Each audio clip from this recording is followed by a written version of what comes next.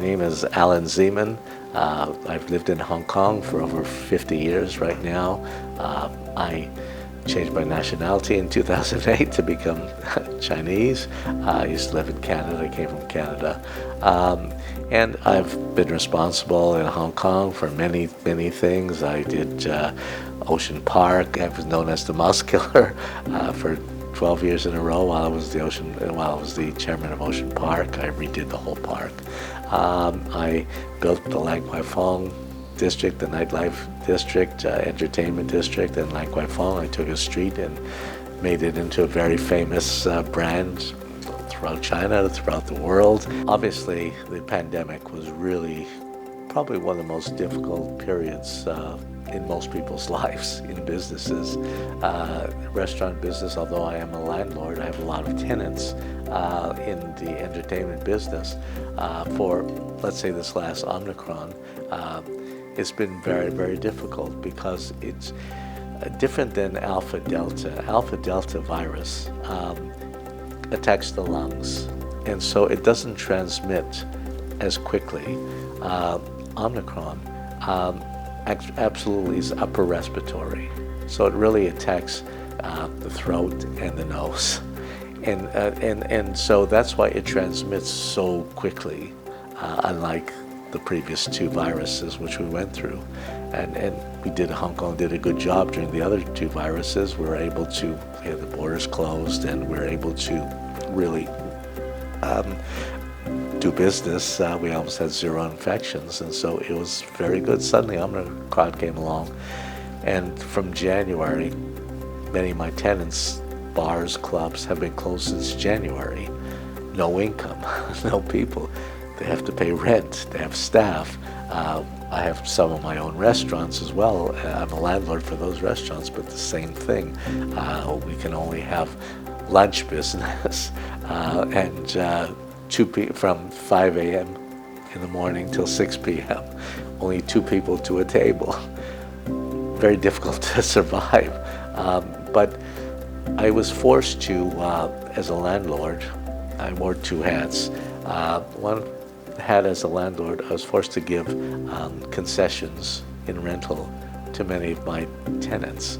And I was always very understanding, and I did it, even though it hurt me financially. But I knew that there's no point to make them go bankrupt because we're partners basically. You know, if I need them to survive so that when things get better, we can all do well again. In the 2020 first Delta virus, the government at that time came out with something called ESS, Employment Subsidy Scheme.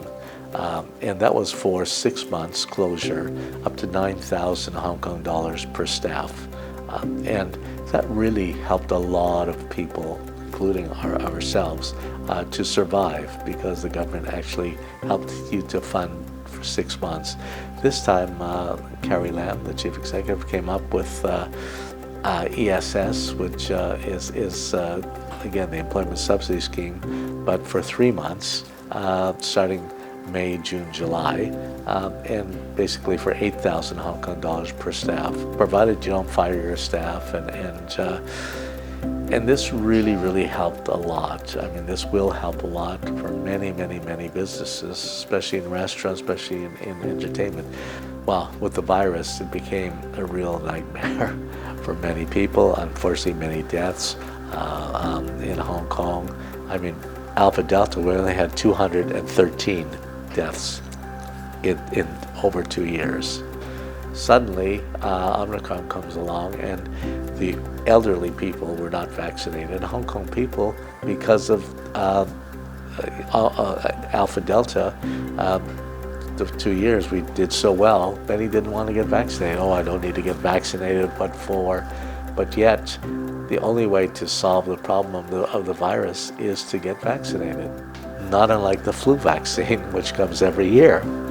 And so I myself thought, the important thing is to have the employment subsidy scheme now, because otherwise many businesses won't survive. So I wrote a letter to Carrie Lam, which went viral. Unfortunately, it's supposed to be a WhatsApp between her and I. She's a friend, just telling her we need to open up. We need to be, not get confusing messages from the government, because every day there was different messages coming out. Some were very contradictory, some from the so-called medical experts.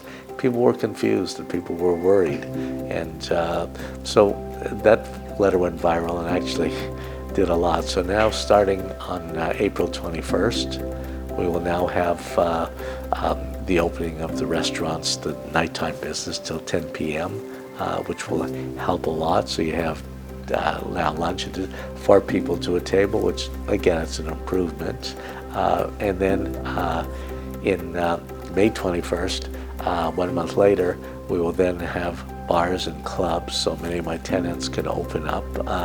Again, they've been closed since January, and they're just looking for Hong Kong people, looking forward to them opening up.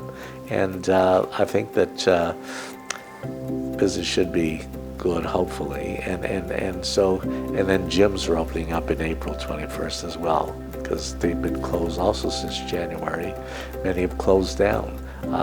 And many businesses have closed down. And then, of course, if everything's okay in June, if the virus numbers are low, then infection numbers are low, then we'll be back to normal. You'll be able to go all night, and even in May, they'll allow restaurants to be open until midnight, and bars and clubs will be open until midnight.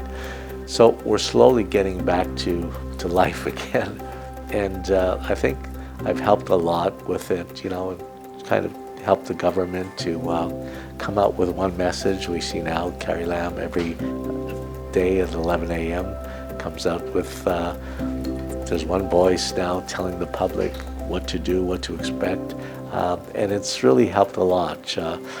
We have basically, the big problem, of course, is the borders are closed between China and Hong Kong, also international in Hong Kong.